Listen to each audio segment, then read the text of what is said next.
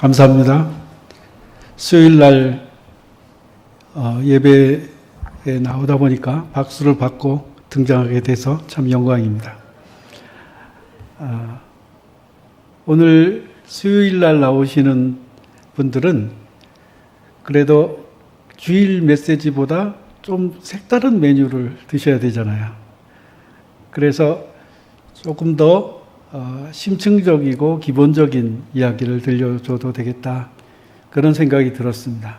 그래서 제가 젊었을 때 궁금했던 거, 그것이 아마 가장 가깝게 다가오는 내용이 아닐까 싶어서 그것을 뭐라고 할까요? 구원이란 무엇인가, 또는 복음이란 무엇인가, 또는 정체성, 기독교인의 정체성은 어떻게 형성되는가, 뭐 그런 주제 비슷한 부분을 말씀드리고 싶어졌어요.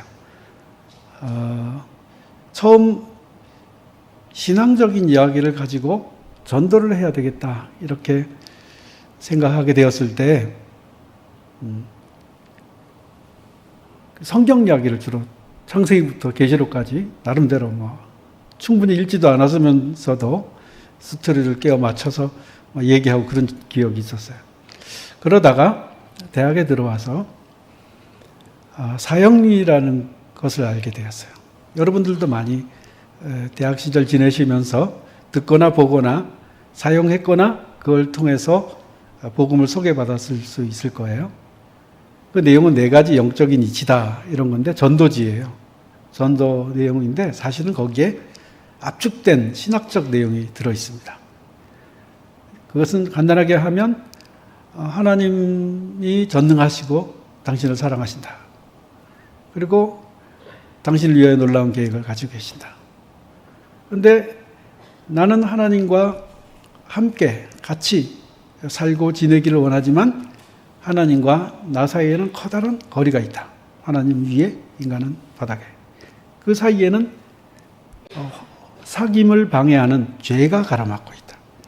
이 죄는 사람을 운명적으로 하나님께로 결코 이룰 수 없게 만드는데, 그 죄를 도말하시고 하나님께서, 예수님께서 사다리를 만들어 주셨다.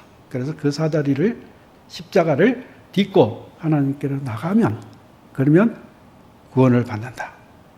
이런 내용이었어요. 그래서 예수님을 영접하고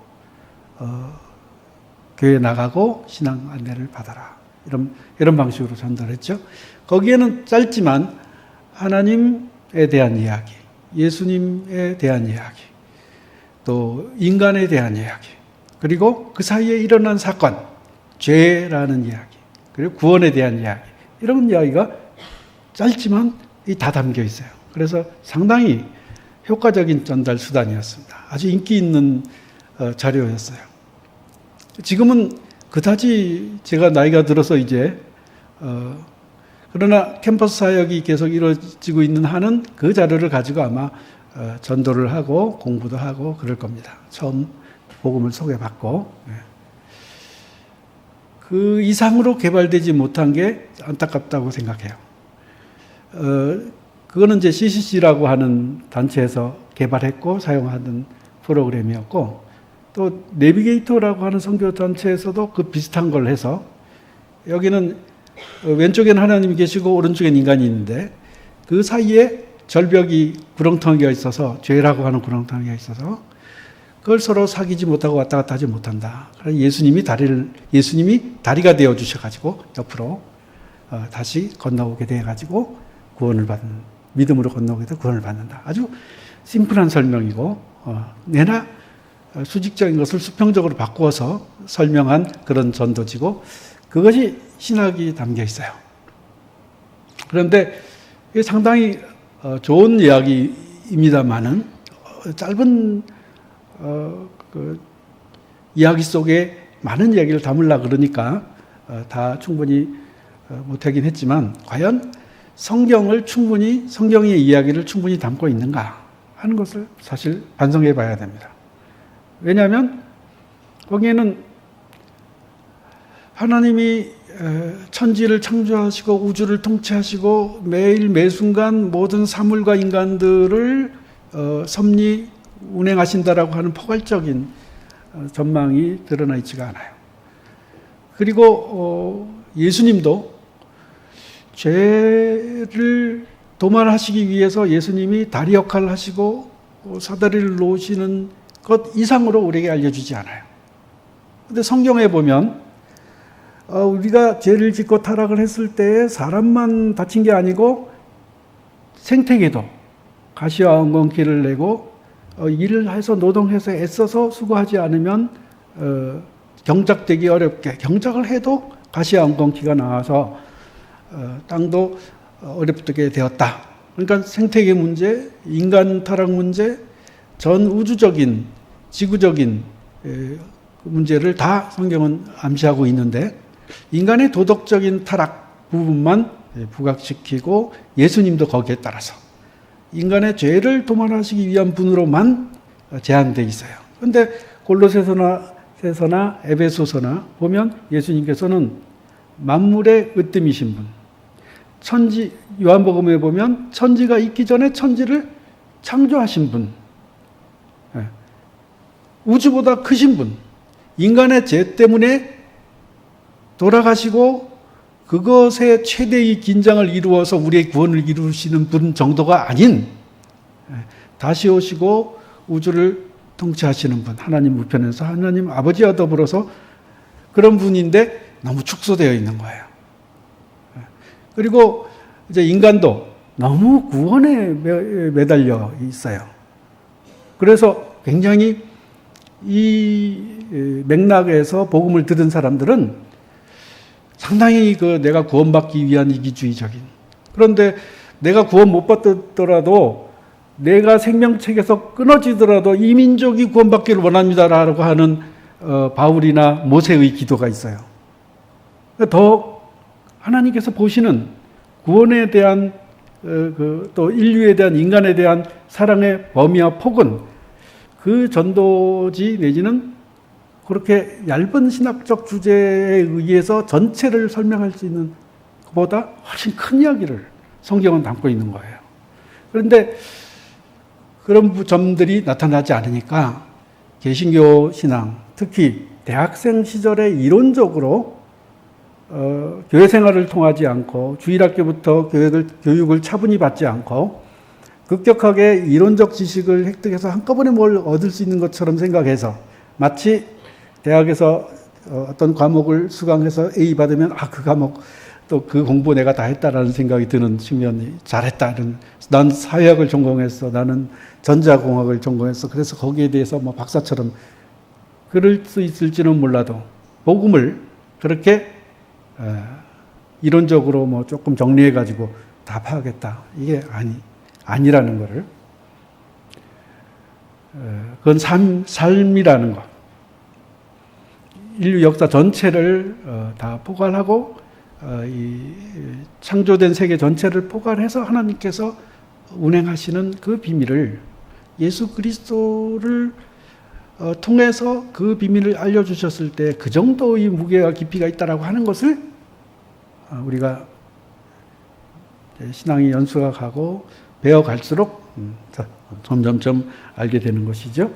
그래서 그런 부분이 좀 아쉬웠다 그런 생각이 들어요. 그래서 오늘 이 수요일 저녁에 이 불편한 마스크를 쓰고까지 이 본당을 오신 분들에게 이 부분에 대해서 좀 더 세밀하게 알려드림으로 말미암아 본전을 충분히 뽑으시도록 그렇게 해드리고 싶습니다.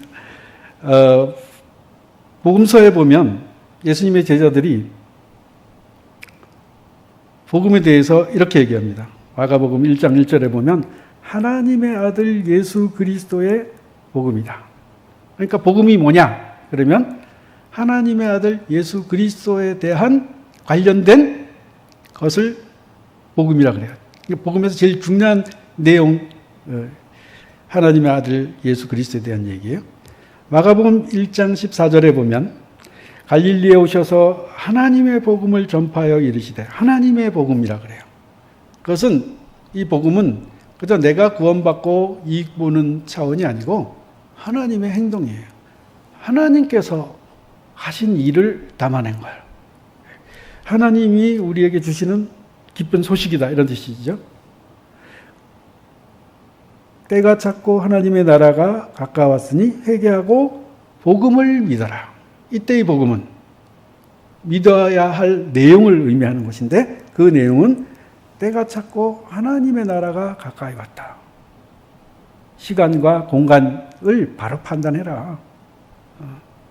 시간과 공간이 때가 아무 때나 같은 때가 아니잖아요. 하나님께서 정하신 때, 하나님께서 역사하시는 때가 있고 그냥 무의미하게 흘러가는 때도 있어요. 내 개인적인 삶에 있어서도 그것을 크로노스라 그럽니다. 그냥 하루 24시간이 지나가죠. 그러나 어떤 시간에는 내 영혼을 휘감아치는 감동이 있는 때가 있어요. 내 인생을 획기적으로 바꾸는 때가 있어요.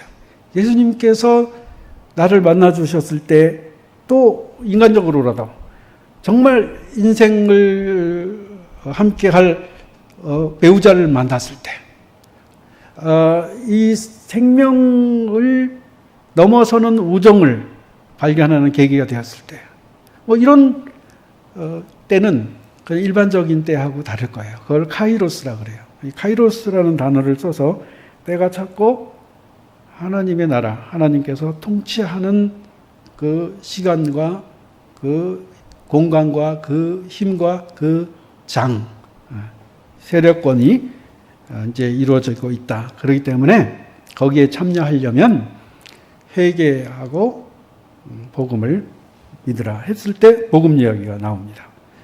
그리고 또 복음 이야기가 마태복음 4장 23절에 보면 예수께서 온 갈릴리에 두루 다니사 그들의 회당에서 가르치시며 천국 복음을 전파하시며 백성 중에 모든 병과 모든 약한 것을 고치시니 천국 복음이라 그래요.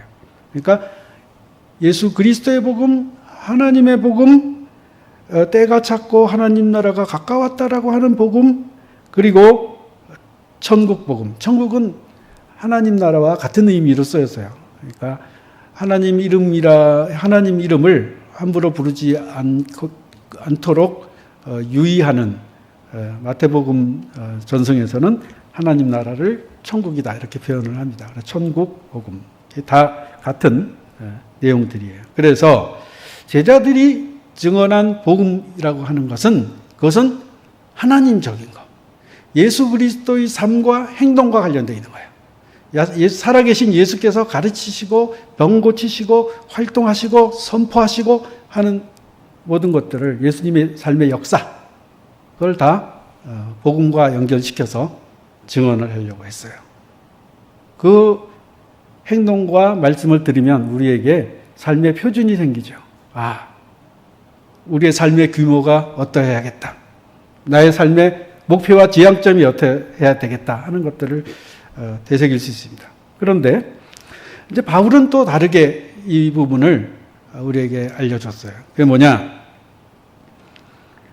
그 기쁜 소식의 내용은, 그 복음은 곧 화해의 말씀이다. 화해를 화목 이렇게 번역하기도 합니다. 그래서 고린도전서 5장 19절에 보면 곧 하나님께서 그리스도 안에 계시사 세상을 자기와 화목하게 하시며 그들의 죄를 그들에게 돌리지 아니하시고 화목하게 하는 말씀을 우리에게 부탁하셨느니라. 여기 여러 가지가 들어있는데요. 첫째, 세상을 하나님과 화목하게 하시는 분이 예수님이다 하는 이야기를 하는 거예요. 이것이 곧 복음이다. 바울의 얘기는 이 하나님과 인간 사이의 화해가 예수 그리스도를 통해서 일어났다 하는 것을 복음으로 설명을 합니다. 그래서 인간의 죄가 자신들에게 벌로 떨어지지 아니하고 하나님께서 구원을 베풀어 주셨다 하는 맥락이죠. 그런데 로마서 1장 16절 17절에 보면 복음에 대해서 바울이 차분히 잘 설명하고 있는 내용이 있습니다. 그 내용은 뭐냐면 내가 복음을 부끄러워하지 않노니, 이 복음에 대해서 설명하는 겁니다. 이 복음은 모든 믿는 자에게 구원을 주시는 하나님의 능력이 됨이라. 하나님의 능력이다, 복음은. 먼저는 유대인에게요, 그리고 헬라인에게로다. 그 다음에 또 복음에 대해서 얘기합니다. 복음에는 하나님의 의가 나타나서 믿음으로 믿음에 이르게 하나니 기록된 바 오직 의인은 믿음으로 말미암아 살리라 함과 같으니라. 그래서 바울이 얘기하는 이 복음은 인간에게 구원을 주시는 하나님의 능력이고 하나님의 의고 믿음을 통하여서 구원에 이르게 되는 방도다, 이렇게 이야기하고 있는 거예요. 그렇기 때문에 이 말씀에 상응해서 로마서 1장 16절 17절에 과 비슷하게 고린도 후서 5장 20절 21절을 보면, 그러므로 우리가 그리스도를 대신하여 사신이 되어 하나님이 우리를 통하여 너희를 권면하시는 것 같이 그리스도를 대신하여 간청하노니 너희는 하나님과 화목하라. 하나님이 죄를 알지도 못하신 이를 우리를 대신하여 죄로 삼으신 것은 우리로 하여금 그 안에서 하나님의 의가 되게 하려 하심이라. 그래서 복음에는 하나님의 의가 나타났다 그랬는데, 그 하나님의 의는 뭐냐? 그거는 죄를 알지도 못하시는 이를 우리를 대신하여 죄를 삼으셔서 우리가 의롭게 되는 거, 죄인으로부터 벗어나게 되는 거, 예수 그리스도를 통해서 우리가 잘 알고 있는 그 복음의 내용입니다. 그러니까 우리가 알고 있는, 그리고 사형리에서 나타난 그 구원에 대한, 복음에 대한 이야기는 바울에게서 많이 언급되었다고 할 수 있죠. 바울이 예수 그리스도의 죽음과 부활, 예수 그리스도를 통한 하나님과 인간 사이의 화해, 그것이 죽음과 부활로 나타나는데 그것이 곧 복음이다. 예수 그리스도에 관한 내용을 복음이라고 바울이 가르쳤어요. 그리고 제자들은 예수 그리스도께서 하신 말씀, 하나님께서 하신 행동, 여기에 포커스를 맞추어서 전하였죠. 그래서 이 두 가지 사이의 차이점 때문에 신학적으로 굉장히 많이 토론이 있었던 것을 제가 나중에 알게 되었어요. 처음에는 거기에 대해서 어떻게 생각했느냐. 원래 바울이 복음서보다 더 먼저 바울 서신을 썼어요. 그러니까 성경책은 이렇게 마태, 마가, 누가, 요한 이런 순서로 나오지만 먼저 데살로니가 전서부터 시작해가지고 바울이 그 서신을 먼저 썼어요. 서신을 먼저 쓴 다음에 이제 제자들이 이거 예수님을 직접 만나지도 못한 그 이방인의 사도가 예수님에 대해서 너무 많이 썼네.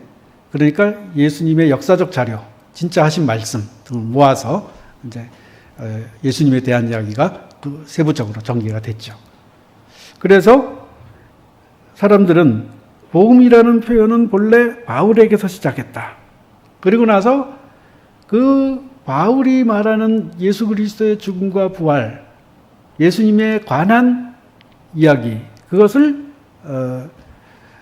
복음이라고 얘기했었는데, 나중에 예수님께서 하신 말씀과 예수님의 삶, 이것을 포함해서 이제 복음이라고 복음서에서 전개하게 됐다. 이런 이야기들을 신학적으로 정리를 해요. 그런데 복음이라는 단어가 유앙겔리온이에요. 그거는 이제 기쁜 소식이라는 말이에요. 그 기쁜 소식이라는 단어, 그 단어의 기원은 구약에 있습니다. 그 구약에 바로 오늘 우리가 읽은 본문, 이 본문에 있는 기쁜 소식을 가져오는 자, 기쁜 소식이 곧 복음이에요. 그러니까 복음이란 말은 그 이전부터 있었어요. 그리고 이 복음이 됐던 저 복음이 됐던 이 복음에 대한 근원적인 형태의 표현을 바로 오늘 본문 이사야서에서 가지고 왔다는 거예요. 그것은 뭐냐? 종말론적인 평화를 전하는 자, 종말론적인 평화, 궁극적인 평화, 그 평화를 선포하는 것, 그 형태로 복음을 전한다는 거예요. 그것은 비단 오늘 이사야서 52장에만 나타나는 게 아니고 나훔서 1장 15절에 보면 볼지어다 아름다운 소식을 알리고 화평을 전하는 자의 발이 산 위에 있도다. 유다야 내 절기를 지키고 내 서원을 갚을지어다. 악인이 진멸되었으니 그가 다시는 내 가운데로 통행하지 아니하리로다 하시니라. 볼지어다 아름다운 소식을 알리고 화평을 전하는 자의 발, 산, 이것이 같이 늘 나옵니다. 구약은 복음을 우리가 복음이 뭐다라고 인식하기 위한 내용 규정을 얘기하지 않아요. 복음은 뭐냐라고 얘기하게 되면 발과 한 게 있어요. 돌아다니는 거예요. 움직이는 거예요. 거하는 거야. 삶이야. 인생 전체를 가지고 얘기할 수 있는 거야. 그러니까 복음을 전한다고 뭐 사역을 가지고 가서 이거 너 예수 믿을래? 뭐 믿으면 참 좋아. 복음이 뭐냐 하면 이런 거야. 그래 봤자 머리로 하는 거예요. 그잖아요? 그러나 복음을 이론적으로 몰라도 인생을 그렇게 살아왔어.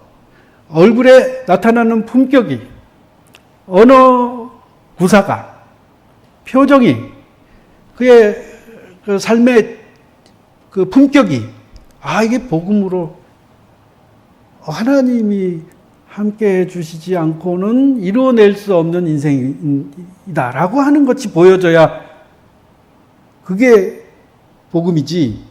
복음이 뭐 이론적으로 몇 자 이렇게 적어가지고 체계할 수 있는 그런 게 아니고 복음을 전하는 사람의 발길과 연결되어서 늘 구약은 설명하고 있어요. 그런데 이제 복음을 설명할 때 그 앞에 있는 기쁜 소식을 전하는 자의 발길인데 그저 기쁜 소식만 가지고 얘기하고 싶어 해요. 거기서 우리가 신앙을 이해하고 복음을 이해할 때 허점이 있는 거예요. 신앙과 삶, 그죠? 믿음의 내용과 우리의 기독교적인 행동, 그 사상과 인격, 이건 구별될 수가 없고 오히려 그렇게 대립시켰을 때 후자, 행동과 인격과 삶, 여기에 더 액센트가 찍히는 것이 기독교 신앙의 본질이죠. 십자가를 지고 나를 따르라. 많이 알고 깨닫고 영생이 무엇입니까? 어떤 일을 하여야 구원을 얻겠습니까? 예수님께 물었던 사람들이 많이 있어요. 부자 청년도 그랬고. 그러나 내 재산을 버리고 나를 쫓아라. 십자가를 지고 나를 쫓아라. 했을 때는 다 주저하고 멀어져 갔어요. 이 사람들이 믿음의 내용을 몰랐고 복음의 내용을 몰랐고 영생의 길을 모르지 않았어요. 그러나 이론적인 지식이었죠. 그런데 놀랍게도 복음에 대해서 설명할 때는 항상 이 발길과 같이 있습니다. 발길을 빼놓고 읽고 싶겠지만 거기에다 액센트를 찍어야 된다 하는 말씀을 지금 드리는 거예요. 그래서 오늘 본문을 조금 더 들어가서 말씀을 드리면 7절 보시면 좋은 소식, 평화를 공포, 복된 소식을 공포하며 내 하나님이 통치하신다 하는 자의 산을 넘는 발. 그러니까 내 하나님이 통치하신다. 하나님이 통치하신다라고 말하면서 걸어다니는 거예요. 말하면서 사는 거예요. 말하면서 산을 넘는 거예요. 산이 장애물일 수 있어요.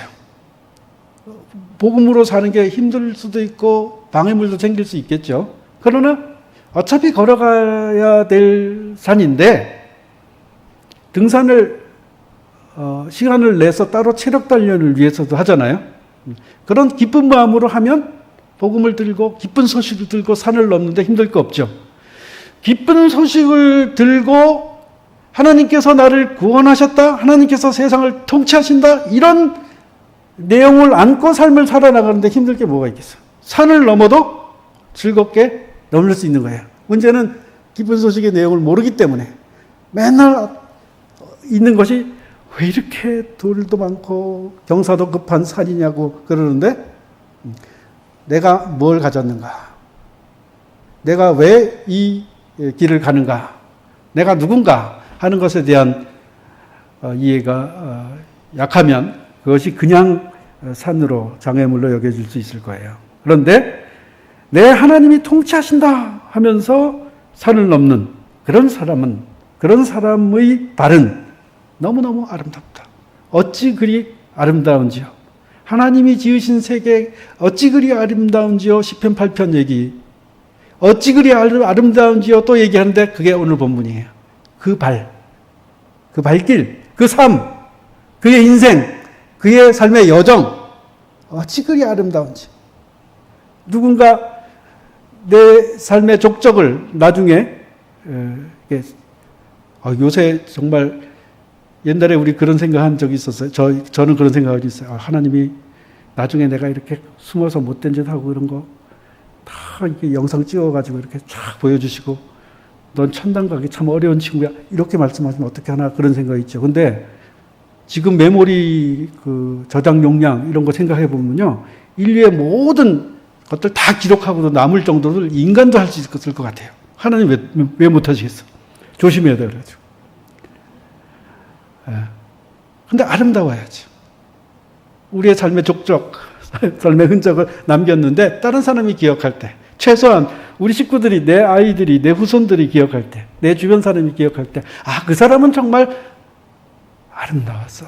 이렇게 얘기하면, 그리고 왜 아름다웠을까?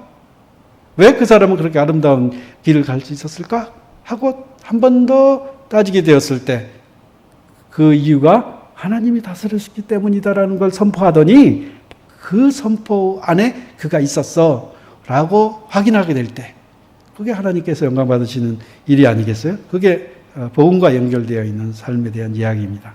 그런데 8절에 보면 오늘 이사야 이 본문은 사실은 추방되어 가지고 이스라엘이 멸망한 후에 다시 회복될 것을 기대하면서 쓰는 예언이에요. 내 파수꾼들의 소리로다. 파수꾼은 누구예요?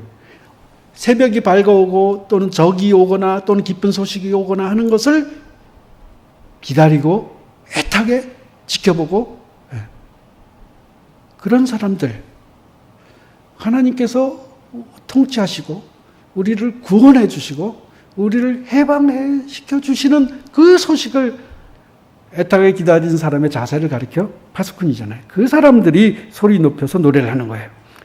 기다리는 사람, 찾는 사람, 두드리는 사람이죠.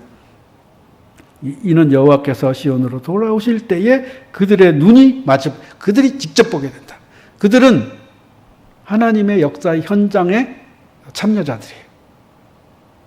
파수꾼들은, 복음을 전하는 사람들은 너 예루살렘의 황폐한 곳들아, 삶이 망가진 삶이 얼마나 많아요. 개인적으로나 집단적으로나 또는 국가적으로 예루살렘이 다 망했잖아요. 그런데 기뻐 노래해라. 그리고 하나님께서 그의 백성을 위로하셨고 예루살렘을 구속하셨다라고 믿음으로 노래해라. 여호와께서 열방의 목전에서, 열방이 뭐예요? 전 세계 모든 국가 모든 백성 그들의 눈앞에서 그의 거룩한 팔을 나타내셨으므로 땅끝까지 우리 하나님의 구원을 모두가 보았도다. 하나님의 구원은 내 개인적인 게 아니야. 내가 죄로 내 도덕적이고 심리적인 죄를 극복하기 위한 수단으로서 복음이 아니야.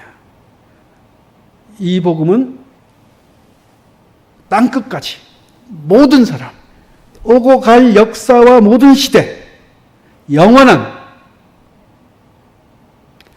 또 열방, 망가진 예루살렘, 삶의 회복이 있어야 되고 온전한 삶의 평화가 행복이 있어야 될 모든 곳에 펼쳐져야 되고 선포되어야 될 것이 복음이에요. 이거는 궁극적인 가치고 종말론적인 가치고 근원적이고 큰 거예요. 이거를 너무 작게 만들어버려서 그것이 오늘 본문의 말씀이에요. 사실 이 말씀 바로 이해하는 게 목표였기 때문에 여기까지 말씀을 드리면 되는데, 그래도 마태복음 1장 15절에 보시면 이 내용이 지금 이사야 52장 7절부터 나오는 이 말씀이 이것이 예수님께서 선포한 복음의 내용과 일치한다는 거예요. 미래에서 시작해서 지금 시작되고 있다는 거예요. 미래에서 출발된 건데 지금 시작되고 있는 거예요. 하나님 나라가 가까웠는데 회개해라. 하나님 나라가 가까웠는데 지금 내가 가다듬어야 될 자세가 있어요. 이미 출발이 되어지는 거예요. 우리는 어떻게 인생을 사냐 하면 과거의 연속성 속에서 나를 이해해요. 그래서 나는 네 집 딸이니까, 또는 어떤 나라의 백성의 아들이니까, 또는 환경이 이러니까, 뭐 나는 학벌이 어떠니까, 여자니까, 이런 자신이 갖고 있는 물려받은 정체성이 있어요. 거기서부터 나의 이해를 출발해요. 그러나 복음을 듣는 사람은 하나님 나라로부터 다가오시는 하나님께서 나에게 어떻게 하시기 위해서 오신다 그랬어요? 황폐한 곳을 허물고 평화와 기쁨의 소식을 전하기 위해서 오시는 거예요. 아브라함도 그랬어요. 하나님께서 복을 주시기 위해서 오시는데 아브라함은 나는 무자하오니 내 후계자는 엘리에셀이 될 겁니다. 이렇게 자기 꿈을 자기 스스로 제안시키는 거예요. 그런데 하나님께서는 내가 너의 복과 방패다. 데리고 나와서 하늘의 별들을 보여주면서 이 모든 것이 너 거다. 자기는 아들도 없어가지고 종한테 내 자손을 연결시키겠다 했는데 너의 친자손이 이렇다. 라고 아브라함에게 얘기하시잖아요. 그런 다음에 그것이 바로 믿음이라고, 그렇게 해서 구원을 받는 거라고, 그렇게 해서 복음의 삶을 사는 거라고 바울이 가르쳤어요.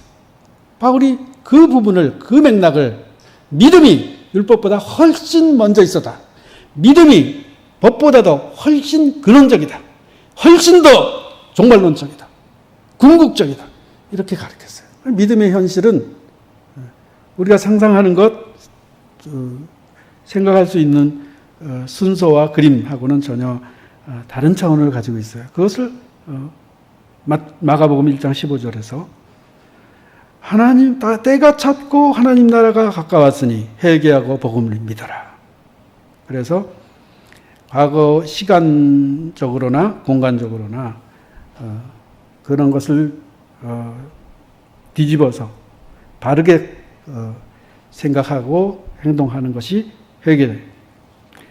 그 다음에 이사야서 61장에 보면 그 복음의 내용을 상세히 이야기하고 있어요. 하나님 통치의 시작이다 하는 것을 얘기하고 있는데 그것이 바로 누가복음 4장에 나와 있는 내용이에요.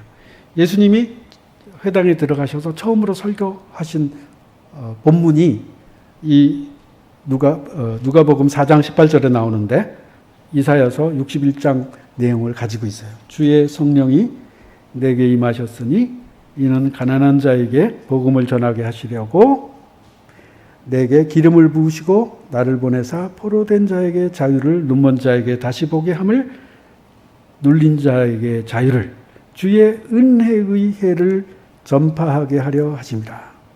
책을 덮어 맡은 자에게 주시고 이 글이 오늘 너희에게 응하였느니라. 이렇게 예수님께서 선포하셨어요. 이것이 실현되었다. 휘년에 하나님께서 이전에 약속하신 그 내용들, 그것이 하나님의 궁극적인 구원이 이제 실현되었다. 예수님을 통해서. 이렇게 얘기하고 있어요. 그래서 이 바울의 복음 개념이, 바울은 예수님의 포커스를 맞추었는데, 예수님의 죽음과 부활에 포커스를 맞추었는데, 그것은 곧 구약에서부터 나왔고 예수님이 설교했고 그 일이 예수님의 인격과 삶과 죽음에서 일어난 거예요. 그러니까 이게 다 같은 얘기예요. 같은 얘기. 같은 얘기인데 내 죄, 내 구원만 가지고 얘기하면 이 얘기의 상당 부분 떨어져 나가고 조금만 남는 거예요. 그 말씀을 제가 드리는 거예요.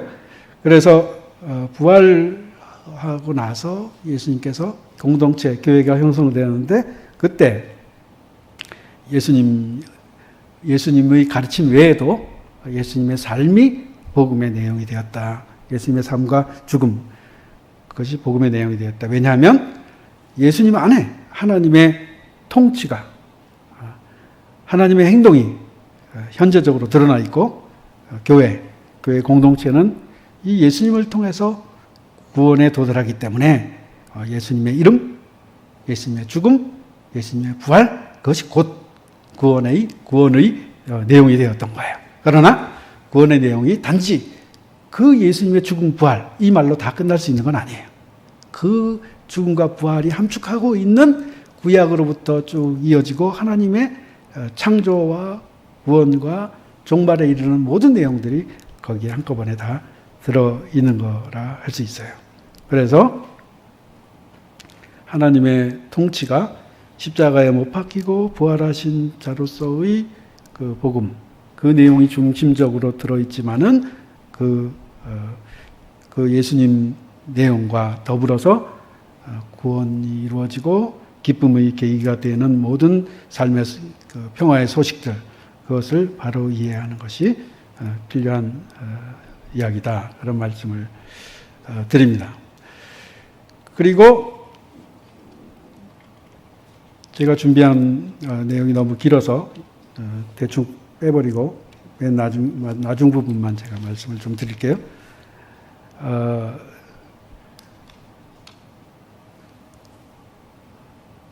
누구든지 그리스도 안에 있으면 새로운 피조물이라 이전 것은 지나갔으니 보라 새롭게 되었도다. 이렇게 피조물적인 새로운 창조, 이것을 복음의 궁극적인 소식으로 바울이 소개해요. 5장 17절부터 21절까지의 내용이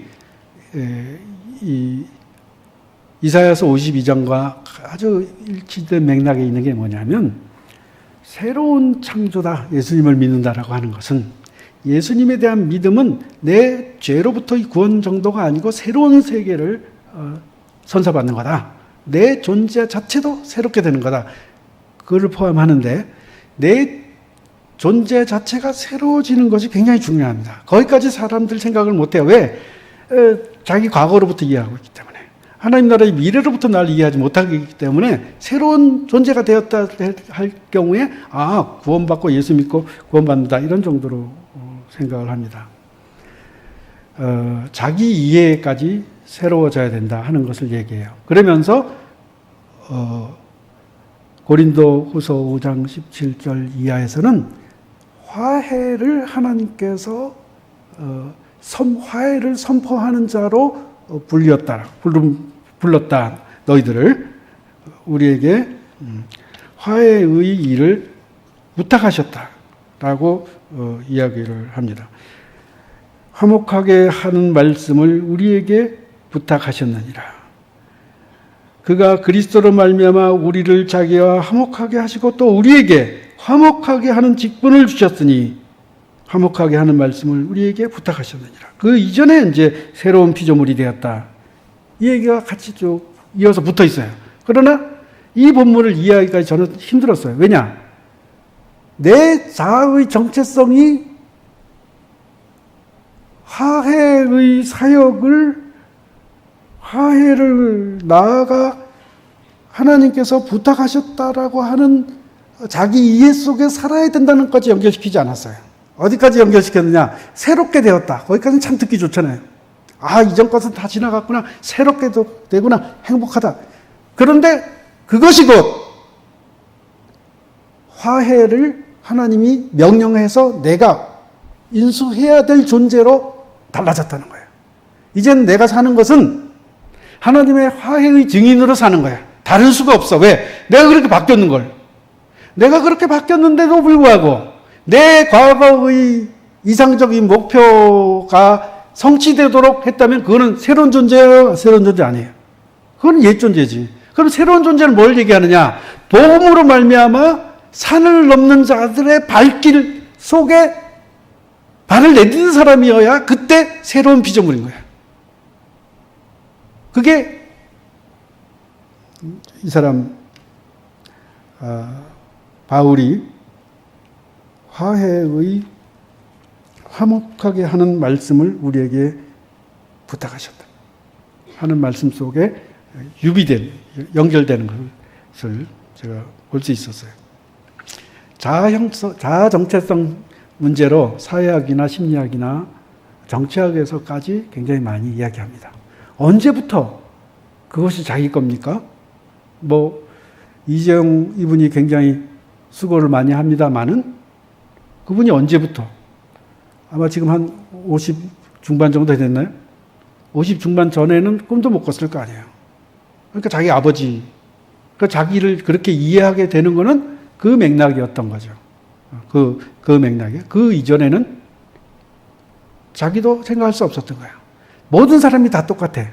자기가 이 땅에 가서 부여받은 거는 수동적인 거예요. 내가 원해서 받은 게 아니잖아요. 그러면 그걸 넘어설 수 있어야 되는데 그 넘어설 수 있는 거는 우리가 상상하기가 힘들어요.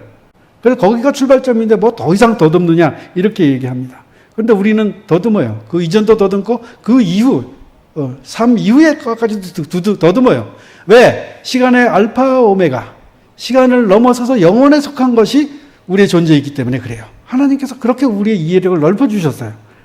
예수 그리스도께서 궁극적인 구원을 선포하셨기 때문에 모든 영역, 모든 시간을 다 그분께서 알려주신 이해 밑에 놓아야 해요. 그래서 그렇게 이해하다 보면 내 정체성에 대해서 내가 과거에 의해서 규정되는 것을 나의 궁극적인 정체성이다 못 박으면 안 돼요. 그래서 정체성 이론이 많이 있고 그걸 숙명적인 것처럼 아주 받아들이고 얘기를 해요. 그러나 신앙적으로는 그럴 필요가 없다고 여겨집니다. 내가 나라는 것을 어떻게 알고 나의 자아 통일성, 자아 정체성, 나의 동일성 그걸 어떻게 획득하게 되는가? 나는 나다라고 얘기하는 근거와 그 규모가 뭐예요? 그것을 오늘 복음과 연결시켜서 깊이 생각해야 합니다. 그러면 놀라운 사람이 될 수 있어요.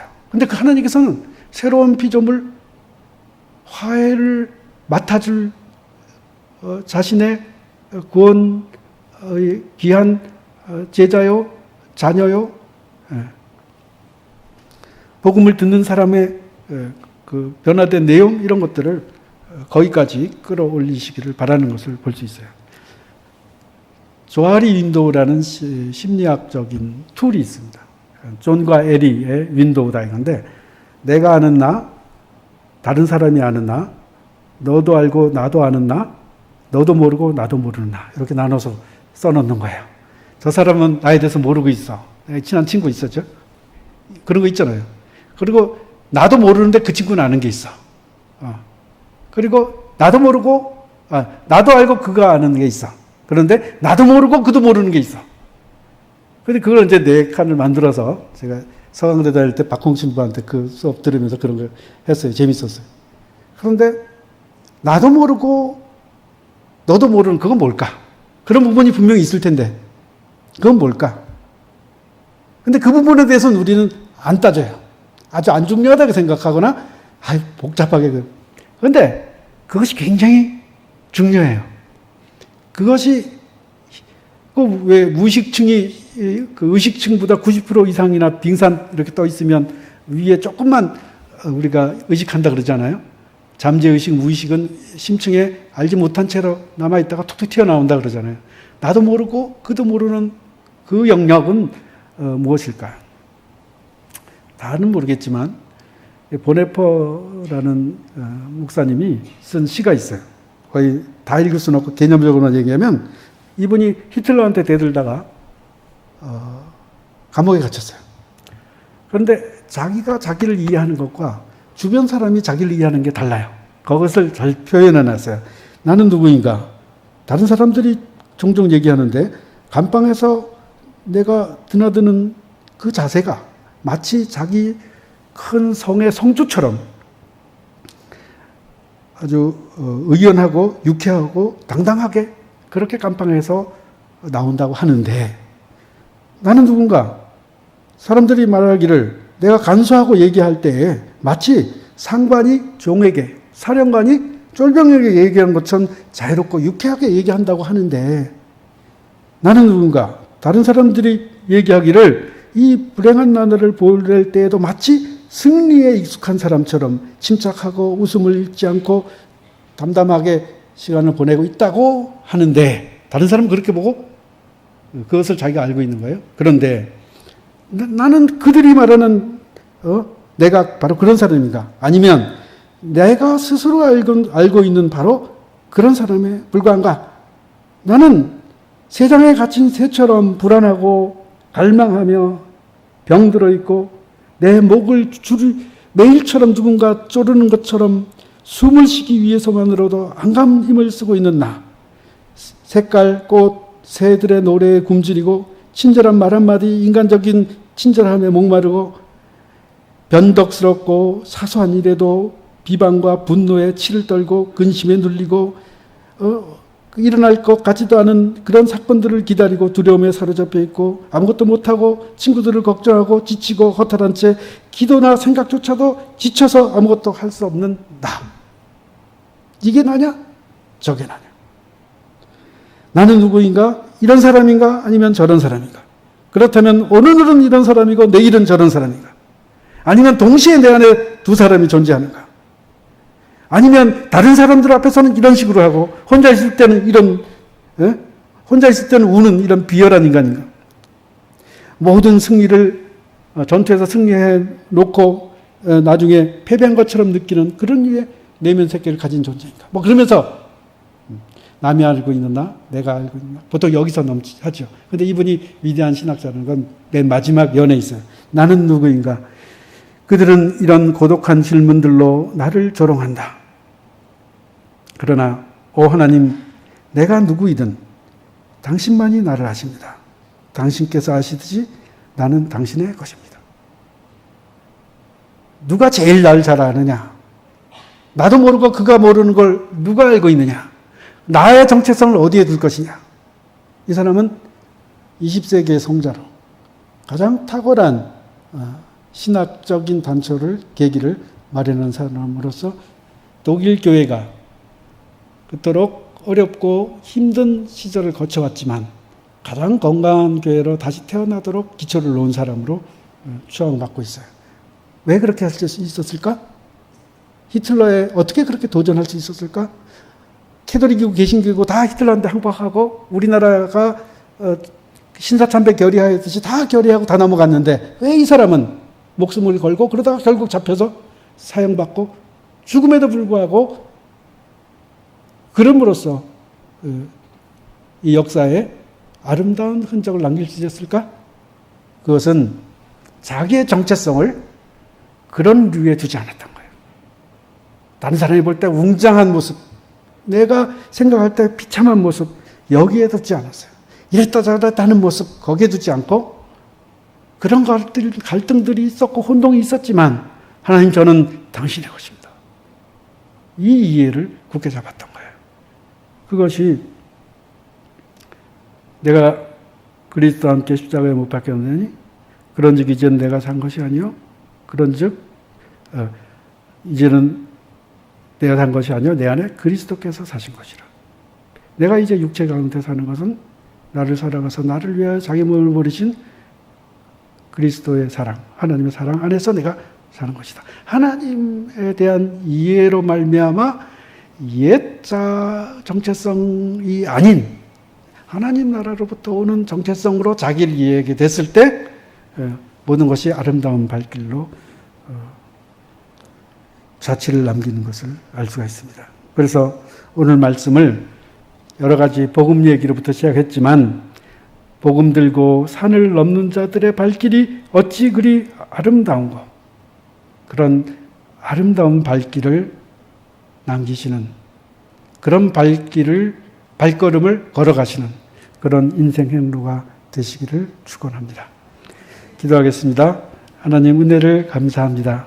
저희들의 이해 속에 버려두지 아니하시고 하나님께서 사랑하여 주셔서 예수 그리스도를 통하여 우리가 상상할 수 없는 하나님의 은총을 통하여서 하나님의 역사 속에 보조를 이루어 발걸음을 걸어갈 수 있도록 허락해 주시니 고맙습니다. 충실하고 진실한 그런 복음의 선포자들, 화해를 위탁받은 사람들, 그래서 삶을 통하여 하나님의 이름을 아름답게 선포하는 사람들로 다 삼아 주옵소서. 예수님 이름으로 기도했습니다. 아멘.